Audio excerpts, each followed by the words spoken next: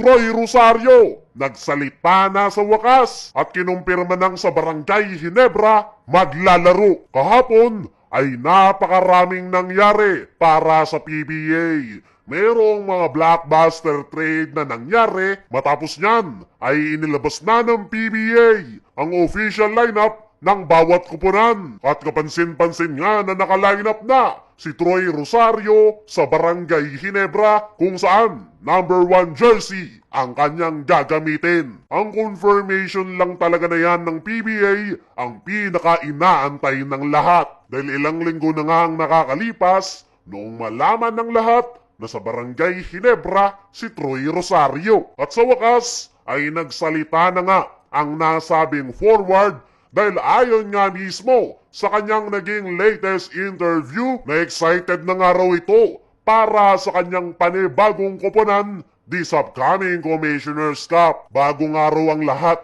para kay Troy Rosario at gusto niya ngang simulan yan sa Barangay Ginebra kung saan ipinaliwanag pa nito kung bakit number 1 jersey ang kanyang gagamitin. Sa buong PBA career nitong si Troy Rosario ay number 18 jersey ang kanyang gamit. Pero ngayon, nasa Barangay Ginebra na siya maglalaro, ay binago niya na nga daw yan, hindi dahil kay Ralph Koo, kundi gusto niya ng bagong chapter sa kanyang basketball career. Nabanggit pa nga nitong si Troy Rosario na meron daw siyang dalawang option kung saan number 8 and number 1. Pero hindi na raw pwede yung number 8 dahil nai-retire na ito sa Barangay Ginebra in honor of Alan Gaydic. Kaya naman, nagsettle raw itong si Troy Rosario para sa number 1 position at ipinaliwanag nga ni Troy kung bakit number 1 ang kanyang jersey number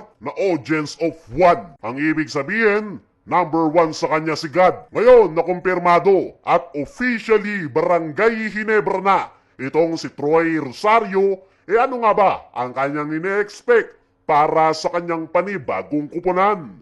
Ayon mismo dito kay Troy, ay sa ngayon ay hindi niya pa alam. Marami pa nga daw siyang kinakailangang habulin dahil simula't makapirma raw siya ng Barangay Ginebra ay hindi pa siya nakakasama ng team practice. Kaya naman, kailangan raw mag-double effort nitong si Troy Rosario para makahabol sa triangle offense na ginagamit ni Coach Tim Cone. Para sa akin mga chong, ay naniniwala ko na magiging malaki ang impact nitong si Troy Rosario para sa Barangay Ginebra dahil masusolusyonan nga nito yung naging problema ng Barangay Ginebra sa loob ng painted area na kakulangan sa front court position dahil tanging si Japet nga lang yung kanilang inaasahan dyan. Yung iba nilang mga big man ay kasalukuyan pa rin nagre-recover sa kanilang injury. Pero at the same time nga mga chong,